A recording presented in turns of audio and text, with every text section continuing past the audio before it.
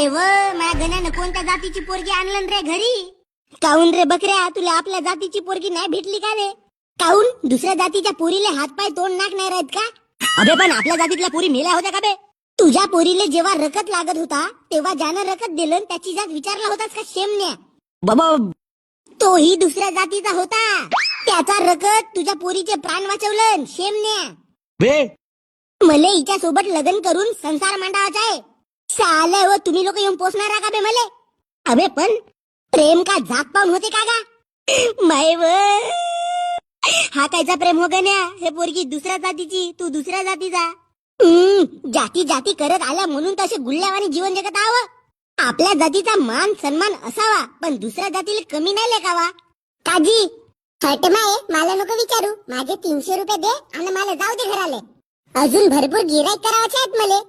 लग्न करावासाठी तू दुसरी पोरगी पाय बकऱ्या.